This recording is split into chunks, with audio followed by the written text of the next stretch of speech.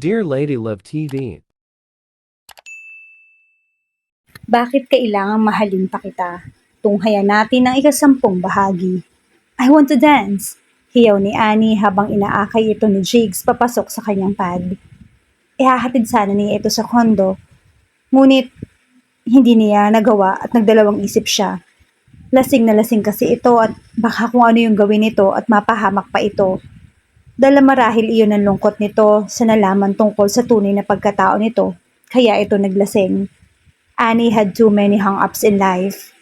Mula nung unang beses na malasing ito hanggang ngayon, marami siyang nalaman tungkol dito na naging daan para maintindihan niya ito. At dahil doon, ay lumambot ang puso niya para dito. Hindi ito masamang tao kahit ganoon ito umasta. In fact, he admired the way she loved her friends. Bihira na ang mga taong tulad nito na napaka-devoted sa mga kaibigan. Kaya natutuhan niyang tanggapin ito. In fact, he had learned to be fond of her. We're home. Matulog ka na. Ayoko pa. Bumalik tayo sa bar. Pagpupumilit itong bumalik sa pinto, ngunit hinawakan niya ito sa bewang. He pinned her on the wall so she would not be able to move towards the door anymore. I want to dance. Drink and dance. Wala na tayo sa bar. Then let's go back to the bar.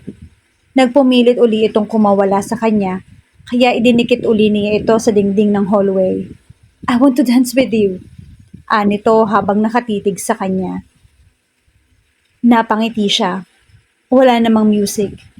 Umangat ang isang kamay nito at hinaplos ang buhok niya. Kasunod niyon ay bumaba ang mga mata nito sa mga labi niya. I want to kiss you. Nalusaw ang ngiti niya nang umangat ang isa pang kamay nito at pinaraanan ng mga daliri nito ang mga labi niya. Hindi niya napigilan ang sarili na maapektuhan sa iginawi nito. Lalo na nang kagatin nito ang ibabang labi na tila nag-iimbita itong mahagkan. Her pink, moist lips looked so soft. Napalunok siya. Stop it, Annie. You're drunk. Pilit niyang winaksi ang nararamdaman. Epekto lang siguro yun ng alak dahil nakainom din siya.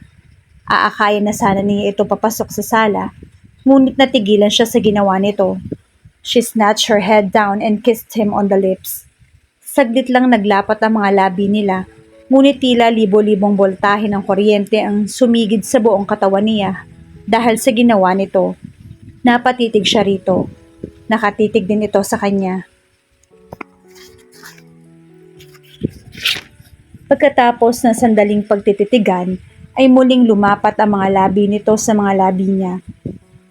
Sinimsim nito ang mga labi niya, hanggang sa hindi na niya napigilan ang sarili. Tinugon niya ng buong init ang halik nito, para siyang biglang sinilaban ng malasahan ng mga labi nito. He liked the feel of her lips against his, the heady taste of her mouth, and her sweet breath. Napaungol siya nang tumbasan nito ang intensidad ng halik niya. He was only half aware that they were moving across the room. They were so busy kissing each other fervently. Nagkadambangga-bangga sila sa dingding, ngunit patuloy pa rin sila sa paghalik sa isa't isa. Alam nila kapwa kung saan sila pupunta. All he wanted to do at that moment was to kiss every inch of her and make love to her. Nang makarating sila sa kama ay bumagsak sila roon na magkalapat pa rin ang mga labi. He was on the top of her. He felt like he was about to explode. What he was feeling at that moment was so delightfully agonizing. Then all of a sudden, napadako yung tingin niya sa picture frame na nasa side table ng kanyang kama. It was him and Maya. Bumalik ang realidad sa kanya. Bigla niyang pinakawala ng mga labi ni Annie at napatitig sa mukha nito. Para siyang pinompyang sa magkabelang tenga. He nearly made out with his girlfriend's best friend. Binaha ng guilt ang dibdib niya. She was drunk and she was not aware of what she was doing. Pero siya, kaunti lang yung nainom niya. He was in sound mind. Paano niya nagawa yun kay Annie? Paano niya nagawa yun kay Maya? Muntik nang may mangyari sa kanila ng best friend ng nobya niya kung hindi lang nagawi ang tingin niya sa larawan nila. Shit, he muttered. Ibinagsak niya ang sarili sa tabi ni Annie, ngunit bumagsak siya sa carpet. Hindi siya nagtangkang tumayo mula roon. Sa halip, Iniumpog niya ang likod ng ulo sa sahig. Bakit ganoon yung nararamdaman niya nang hagkan siya ni Annie? Bakit hindi niya napigilan ang sariling tugunin ito? Bakit nagustuhan niya ang halik nito? Bumangon siya at sinilip si Annie na mahimbing nang natutulog. Patunay na talagang lasing na lasing ito at walang alam sa naganap sa pagitan nila. Napasulyap siya sa mga labi nito. Otomatikong nag-init uli ang pakiramdam niya. Mabilis siyang nagtungo sa banyo at itinapat ang sarili sa malamig na tubig na nagmumula sa shower. Annie had a strange dream last night. In her dream, she was kissing Jigs. Lalo tuloy siyang nalito. Pakiramdam niya, hindi na lang basta paghanga sa isang kaibigan ang nararamdaman niya para dito. Naalala niya kung bakit siya naglasing nung isang gabi. Hindi niya gustong isipin at tanggapin na bumibilis ang tibok ng puso niya dahil dito. Hindi niya gustong i-acknowledge ang estrangherong damdamin na nagsisimulang sumibol sa puso niya para dito. Ngunit, nang gumising siya kinabukasan, nang gabing naglasing siya, ay ang gwapong mukha ni Jigs agad ang lumitaw sa isip niya. No, it couldn't be happening. Hindi siya maaaring magkagusto rito. He was her best friend's boyfriend. Dapat niyang kalimutan ang walang patutunguhang damdaming iyon. Masasaktan lang siya kung i-entertain niya yon. Kung bakit kasi naging ganun ito kabait sa kanya. Kaya naisipan niyang pumayag na lumabas kasama si Chucks. Gusto niyang patayin ang anumang nararamdaman niya para dito. Gusto niyang malibang para wag nang maisip pa ito. But the date was horrible. But then, it was horrible enough to make her forget what was meddling her systems. Nakasalubong niya sa labi si Jigs pag uwi niya ng gabing iyon. Mukhang lalabas ito. Where are you going? 11:00 na ng gabi ah. Tanong niya rito. Ikaw, saan ka galing? Bakit hindi mo yata ako binantayan ng buong araw ngayon? Kung makasita ito ay parang masama ang loob nito na hindi niya nabantayan ito ngayon. May inasikaso lang ako. Pagdadahilan niya. May inasikaso o nakipag-date kay Chucks? Seryosong tanong nito. Napatingin siya rito. Sinabi ng kumag kay Jigs ang date nila. Gusto ko lang maglibang. Pahinga muna yung bantay mo. Paano kung nambabae pala ako kanina? Hindi mo nakita na niloloko ko na pala yung best friend mo. Umiling siya. I don't think so. She smiled. You've gained my trust already. And actually, sa tingin ko, hindi na kita kailangan pang bantayan. Convinced na ako na faithful ka kay Maya. Kaya nga dapat ko nang kalimutan kung ano man yung nararamdaman ko para sa'yo. Hindi agad ito nagsalita. Parang may nasaling siya na kung ano rito. So from now on, hindi na kita babantayan. Tapos na yung trabaho ko sa'yo. Are you cool with that? Kailangan na niyang iwasan ito kung hindi, ay baka lalo siyang mahulog rito. May dumaang emosyon sa mga mata nito na hindi niya kayang pangalanan.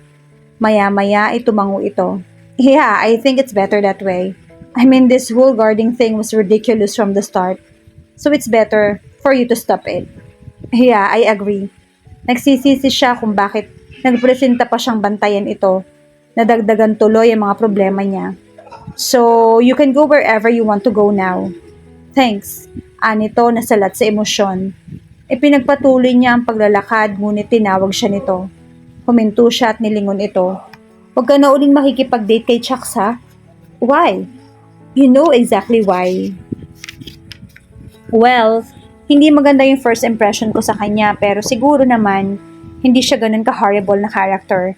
Kailangan ko lang siyang kilalanin ng mabuti.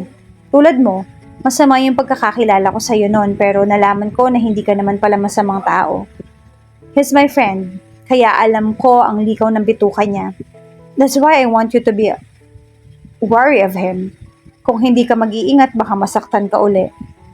Kaya ko yung sarili ko.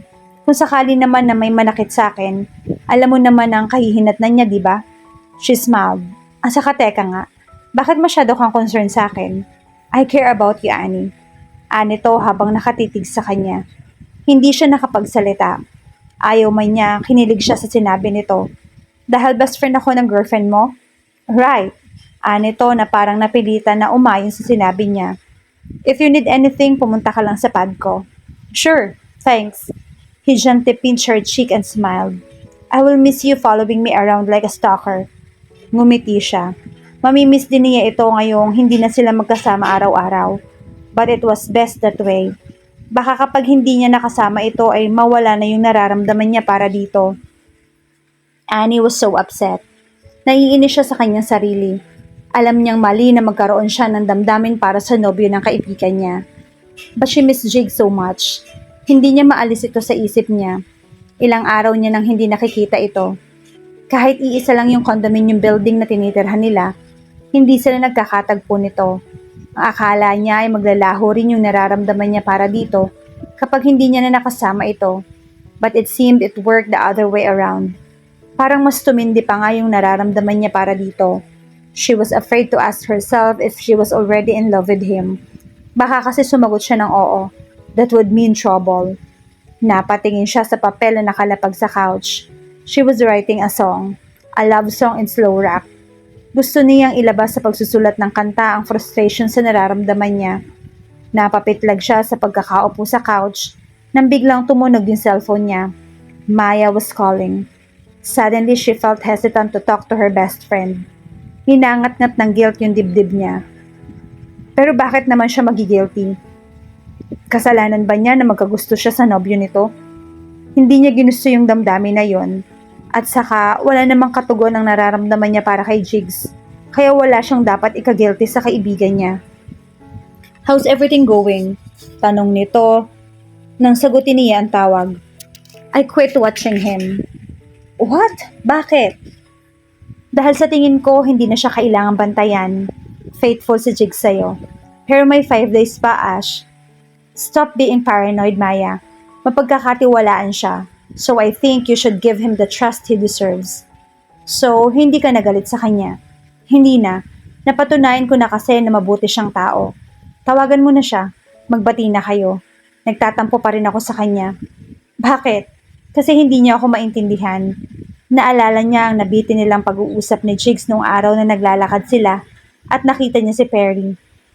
Naisip niya kung ano yung ibig sabihin nito sa mga sinabi nito. Pero siya ba? Naiintindihan mo? What? Our relationship is a two-way thing, Maya. Kung kailangan mo ng understanding, kailangan din ng partner mo yon. So if you seek for understanding, learn to give one. Are you telling me I'm selfish? I'm just giving you a thought. Kakausapin ko na lang siya kapag nandyan ako. Nang mawala na si Maya sa kabilang linya, ay sinimula niyang tugtugin ang ginawang kanta. Maya-maya ay may nag-doorbell. Napatigil siya sa pag-strum ng gitara at tinungo ang pinto. Naisip niyang baka si Chucks yun. Hindi kasi niya sinasagot yung mga tawag at text nito. Ganun na lang ang gulat niya nang masilip sa peephole si Jigs. Nataranta siya. Sumikdo ang kanyang dibdib. Hindi niya alam kung paano haharapin ito nang hindi nito mahahalatang na-miss niya ito. Huminga siya ng malalim. Inayos niya ang kanyang buhok at kinapa ang mukha bago niya binuksan ang pinto. Hi! Nakangising bati nito.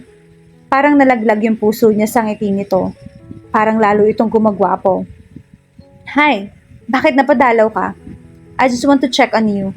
At saka hindi pa natin natatapos yung plano sa interiors ng condo mo, diba? And I brought something. Itinaas nito ang dalang supot. Na-recognize niya yung print ng bag. Don't tell me, na lobster yan. Ang galing mo lang manghula ah. Ang mahal mo na magpasalubong. Napaka-thoughtful talaga nito. Tumawa ito. Hati tayo rito no? Natawa siya. Pinagsaluhan nila ang lobster habang nagkukwentuhan. She had missed that moment so much. Kung pwede lang na araw-araw na ganun sila. Ngunit alam niyang hindi pwede. Kailangan niyang panindigan ang desisyong lumistansya rito. Pero sa pagkakataong ito, ay pagbibigyan muna niya ang sarili. Pagkatapos kumain, saglit siya nagtungo sa banyo. Pagkabalik niya sa sala, nakita niyang hawak nito ang papel na pinagsulatan niya ng kanta. Kinuha niya iyon mula rito. Kakaiba ang ngiti sa mga labi nito. Nice lyrics. Can you sing it for me? Ayoko nga. Sige na please. Nadala siya sa pagmamakaawa nito. Dinampot niya ang gitara sa couch at umupo roon. He sat beside her. Masyado itong malapit. Medyo nako-conscious tuloy siya. I dream of a world where there are only me and you. Walking in the rain, fingers intertwined, kissing with the hearts beating as one. It is perfect. It is paradise. But it is all just a dream. A dream world where I want to live in, but could never be. Bumibigat yung dibdib niya nang pagkatapos niyang kumanta. Kahit ayaw niyang aminin sa sarili, alam niyang naisulat niya ang kantang yun dahil dito. Wonderful song. Sana mai-record mo yan someday.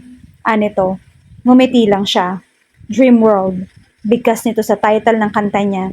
I often visit these parts past few days. Really? Really? Yeah. Anito habang nakatitig sa kanya. Nalusaw ang ngiti niya nang bumaba ang paningin nito sa mga labi niya. It was as if he wanted to kiss her. Hindi niya magawang kumilos upang umiwas. May kung anong pwersa na nag-uutos sa kanyang salubungin ang tingin nito. Naalarma siya nang lumapit ang mukha nito sa kanya. Gayunman, ay hindi pa rin siya nakakilos upang iwasan ito dahil sa kalituhan. Nanlaki ang mga mata niya nang sakupin ng mga labi nito yung mga labi niya. Para siyang naestatwa sa sobrang pagkagulat sa ginawa nito. Ngunit hindi niya maikakaila ang masarap na sensasyong dulot ng pagdidikit ng mga labi nila at patuloy na pagsimsim nito sa mga labi niya. Her lips parted voluntarily as his tongue sought entrance inside her mouth.